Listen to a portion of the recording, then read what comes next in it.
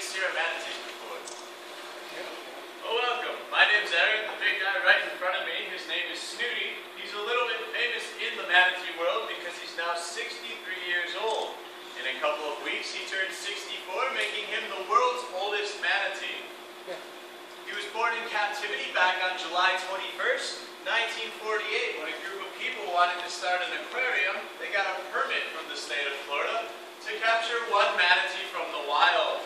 They ended up capturing a pregnant female manatee. They really didn't know a lot about these animals back then. They didn't know she was pregnant at the time. They only figured it out on the 21st when they came in. There were 2 manatees in their tank. Maybe Snoots, as he was known back then, had been born. He was hand-raised since birth, and still to this day prefers to be hand-fed. Around the age of 11 months, he was then transported here to Bradenton, and the aquarium that he was born at was closing. They needed a place to keep him, so Bradenton and Manatee County liked the idea of having a permanent resident animal here. He became Manatee County's official mascot, and in 1993, this building opened, housing the largest tank that Snooty's ever resided in. This tank holds 60,000 gallons worth of fresh water, but if we were to put salt water in here, it really wouldn't matter because out in the wild, manatees live in both salt and freshwater environments. They can traverse both water types with no problem. Around the age of 49 in 1998, Snooty saw his first manatee when we became part of what is now known as the Manatee Rehabilitation Partnership. Basically a group of zoos and aquariums whose main goal is to rescue, rehabilitate, and return to the wild sick and injured manatees, which is the reason we have these other 2 animals in our tank as well. Manatees are an endangered species here in Florida. Unfortunately, each year many of them do pass away, often because of anthropogenic or man-related causes. Among them, habitat loss and pollution, but the leading one being boat strikes and watercraft-related injuries. Just about every manatee here in the state of Florida bears some sort of scar pattern from an encounter with a boat, including one of our rescues that has 3 scars on its back right side. Manatees also have to deal with a couple other things, natural factors that we can't do much about. Something called red tide, which is an algae that creates a toxin when ingested by the manatees can poison them. And then during the winter months, manatees will pack into natural springs and power plant discharge canals to keep warm. If they're unable to find warm water, they're sensitive to changes in water temperature, and anything below 68 degrees, they can develop hypothermia, frostbite, or pneumonia. In a condition that we call cold stress syndrome, which was actually the reason that the manatee with the scars on his back was rescued. That animal's name is EPAC. It stands for Cape spelled backwards. EPAC was rescued in Cape Coral. They like to name the animals as per the region that they're rescued from. Suffering from that cold stress syndrome, he had a little bit of hypothermia issue going on. That has resolved, and he's ready to go back out into the wild. The other guy on the top, he was affected by a boat strike. You may not be able to see any visual scars on his body. His mother was killed by a boat, leaving him an orphan calf. So he had to be brought into captivity because he couldn't survive on his own out there in the wild. His name is Charlie, who was rescued in the Charlotte Harbor. But Charlie and EPAC will both go back out into the wild fairly shortly. When we release our manatees, we put a little tag, a chip under their skin, kind of like you do your dog or your cat, with the microchip. And then in some cases, manatees will also carry a satellite tag, like that thing with the antenna that sits on the dock there, attaches to the manatee where the body meets the tail, and then transmits data to scientists who are studying these animals and are keeping a close eye on them, making sure that they're adapting to life in the wild okay. But Snooty will spend the rest of his life here. Comparatively, in the wild, Snooty's lived almost 8 average manatee lifetimes. The average age of a manatee in the wild, only 8 years. So Snooty will set the mark for how old they can live without all the stuff that they have to deal with out there in the wild. He doesn't have to worry about anything. He gets his entire diet hand-fed to him. So it's pretty much a stress-free lifestyle for him. For as old as he is, he's not exceptionally large. Snooty's average for an adult male manatee, he's 9 feet 8 inches long, weighs in at 1,210 pounds. Full-grown adult males, typically 10 feet 1,200 pounds. Females a little larger, 12 feet, 1,800 pounds. But the largest manatee was a female who actually still resides at Homosassa Springs State Park. Was almost 14 feet in length and weighs over 3,600 pounds, over 3 times the weight of Snooty. So females get larger because they have the calves, the babies, at birth are fairly large in relation to the size of the species, 3 feet long and 60 pounds. They're a live birth after a 13-month gestation period. They typically have one calf at a time, but on rare occasions manatees may have twins. Unfortunately, they're slow reproductively. They have a calf every 3 to 5 years. And after they're born, mothers and calves stay together for up to 2 years. So another thing contributing to their endangered status is that they don't reproduce very quickly. They also mature around the age of 5 to 7 years. So in that regard, their average lifespan in the wild of 8 years. They're lucky to reproduce once in their lifetime.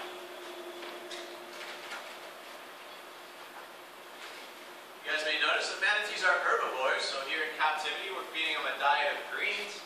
Out in the wild, they typically consume seagrasses and aquatic plants, which they're known to eat over 60 different species that grow here in Florida.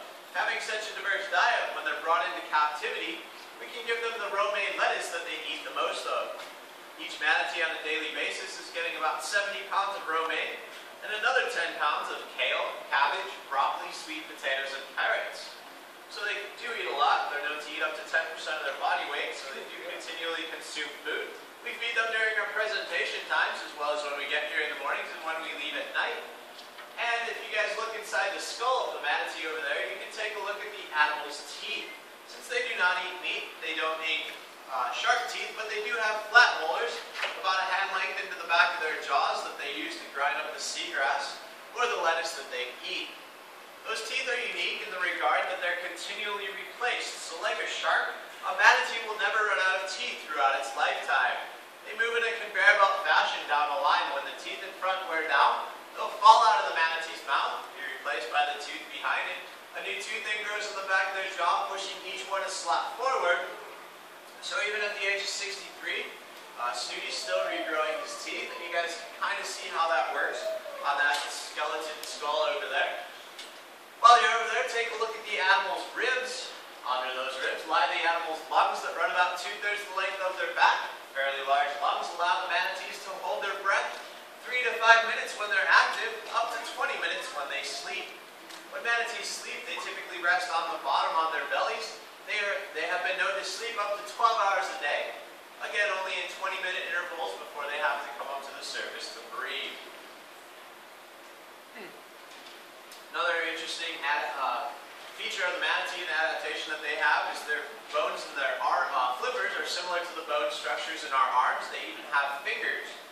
They're just encased inside of that flipper that the manatees use to kind of steer themselves. They propel themselves forward with that paddle-shaped tail and back. And this is about top speed for a manatee. They don't swim very quickly. It doesn't take much to swim down a piece of seagrass. And they have no natural predators, so their defense mechanism is just to turn tail and swim away when frightened or scared. They can swim up to 20 miles an hour for short distances. To that regard, though,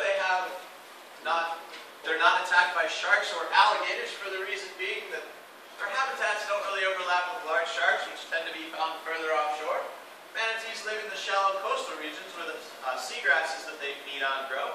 Alligators won't prey upon a manatee because a manatee is too large of a prey species for an alligator to take down. Being mammals, manatees are also covered with hair, as well as having whiskers on their face. These hairs and whiskers are very specialized and make up the manatee's tactile or touch sensory system. They're about as sensitive as the pads in our fingers. So this helps the manatee feel its way around through its environment, which it relies upon to make up for poor eyesight. Being very nearsighted, manatees often at times are found in muddy waters, so having good eyesight really wouldn't help them out anyways. So they rely on that sense of touch to navigate. About a hand length behind their eyes are their ears, little holes that manatees use to hear through. It's thought that manatees do have a good sense of hearing. Though their hearing is tuned to higher pitch frequencies, that may be the reason that they can't hear the sounds of boat motors when they are being approached. But a recent study suggests that manatees can hear there's just so much background noise that they get confused as to the direction that the sound is coming from. Sound travels a lot differently underwater, so it is hard to orient the direction that the sound is coming from. These animals do vocalize to communicate with one another through high-pitched squeaks and chirps that are very hard to hear outside of the water, but they are fairly social when they're found together in groups, such as feeding areas, warm water sites, mating herds, or here in captivity, for example. But outside of those things, manatees do not live in pods or family groups like whales and dolphins do. They don't build permanent bonds between each other, so Snooty really doesn't get attached to them when they leave. He doesn't mind. And since they're not dependent on each other for survival, we don't have a problem reintroducing these guys back out into the wild because they do just fine on their own. And on the reverse, when we bring manatees in, they're very gentle animals. They're not territorial or aggressive on any level, so Snooty doesn't mind sharing his tank either. You guys take a close look at the manatee, you may wonder what its closest living relative is. Think it's a whale, dolphin, seal, sea lion, or walrus. The only thing that they have in common with those animals is that they're all marine mammals. But if you guys look closely, you guys can see an appendage that manatees have called a prehensile lip that Snooty will demonstrate right here. It's kind of like an extra hand that they can use to grab that lettuce and put it inside of their mouth. It's very similar to an elephant's trunk. The elephant is the manatee's closest living relative. Some other similarities are their skin, the gray skin, which is very rough, almost leathery. They have nails on their flippers, similar to nails on the foot of an elephant. They're large aquatic herbivores, and elephants are large terrestrial or land-based herbivores. There are 3 different species of manatees found in the world. These are the Florida or West Indian manatees, whose range goes throughout the Caribbean down to Central and South America. Florida being the northernmost range that any species of manatee is found. During summer months, they have been known to migrate as far north as New England and as far west as Texas, coming back here to Florida. During those winter months, to populate the natural springs and power plant discharge canals that they use to keep warm. Other species of manatees are typically found along the equator, including the Amazon manatee in South America, a species in Africa called the West African manatee, and a cousin species in Africa called the dugong, that looks a lot like a manatee but has a forked or fin tail, similar to that of a whale or a dolphin. One other species related to the manatee was an animal called the stellar sea cow, which is now extinct.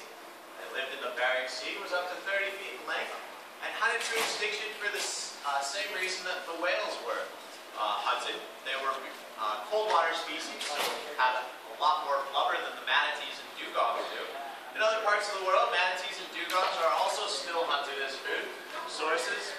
They have been protected here in Florida since the early 1920s, but before that they were hunted by the natives as well as the Spanish who settled the area. With all species of manatees and dugongs being endangered species, their numbers unfortunately are dwindling in the wild. So I'll show you guys a quick set of behaviors that Snooty's been trained how to do. If he'll cooperate, of course. Which he may not.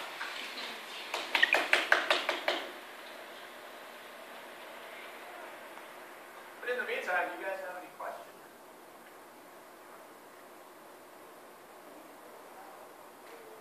When you release them back into the wild, do you take them back to where you found them, or just kind of open them up? They're released nearby their rescue point. These guys, since the time frame that they're going out is probably going to be in the winter, they'll be released in the nearest warm water site.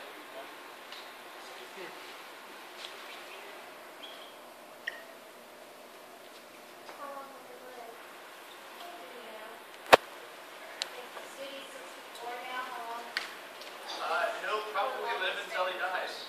I really have no idea. I know, yeah, absolutely. I don't mean to be that guy, but you know, we have no idea. He's kind of being the oldest. He'll set the mark for how old manatees can live. So once he goes, I can answer that question.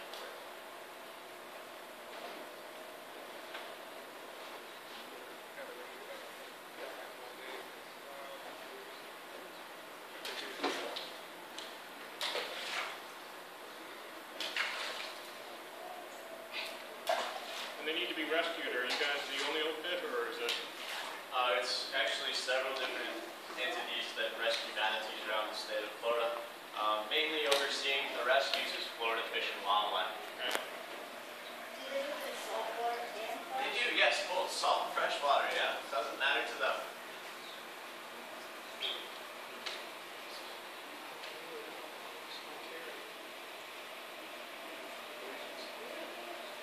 How many manatees can you support in your tank? We've had up to 4 at one time, but that really is U.S. Fish and Wildlife oversees the Endangered Species Program. If there was a need to have more animals, if we needed to rescue a lot of them, for example, we could take more, but typically we're at capacity with 3 to 4 animals.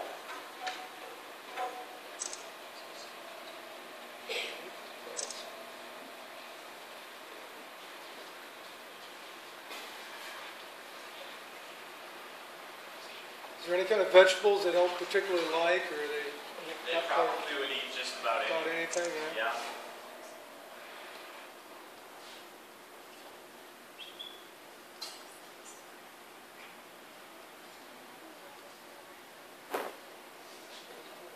By the way, Snooty's been trained to roll over.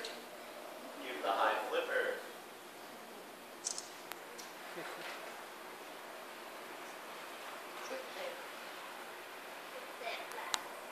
When you brought in the food, you threw it in a pipe? That's how we feed our rehabs. Since we're going back out into the wild, we don't hand feed or interact with them like we do with Snooty. So we sink their food down in those pipes, what we call salad bars. So it kind of conditions the animal to go to the bottom to find food, much like they would in the wild.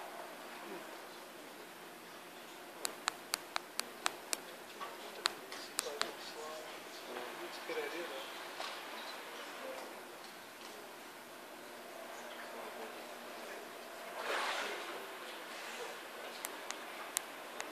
Okay, what's that?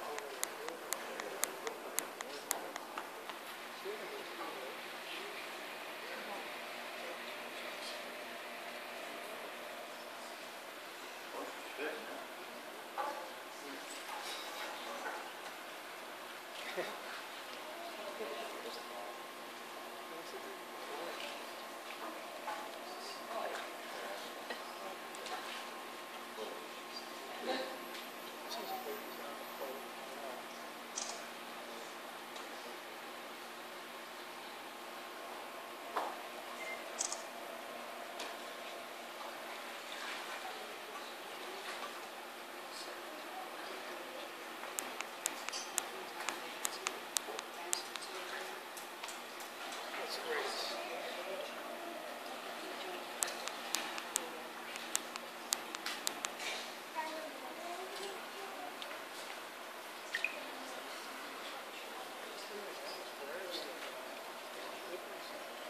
Do you guys know everything you ever wanted to know about a manatee?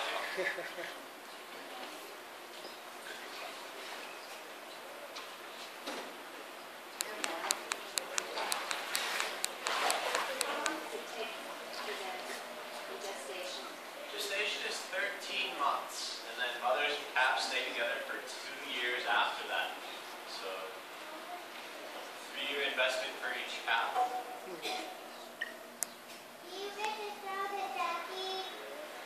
That is what we call an environmental enrichment device.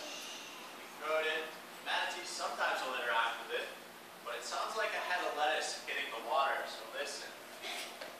Hear the lettuce? Oh yes, and you hear the duck.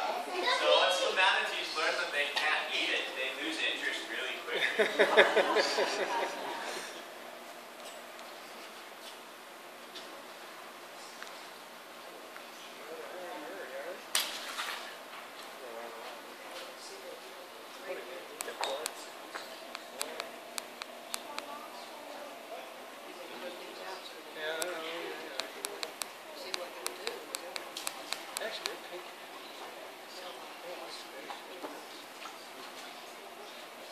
Do they need an interactive environment, or is it just kind of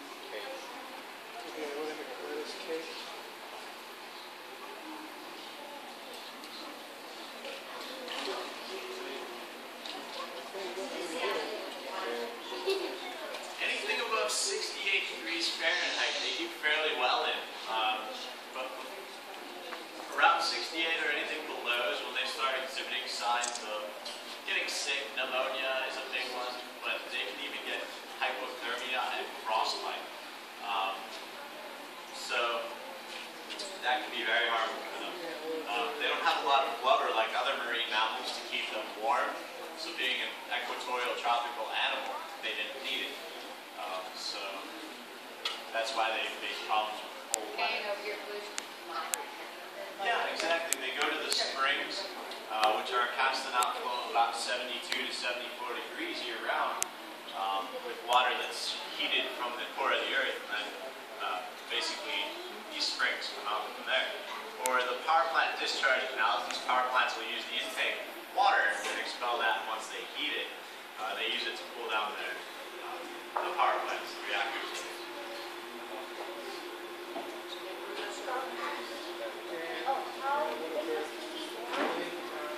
Real loud, man. I can't hear you. When was Snooty born? When was Snooty born? July 21st, 1948. So, 2 weeks from last Saturday is his birthday.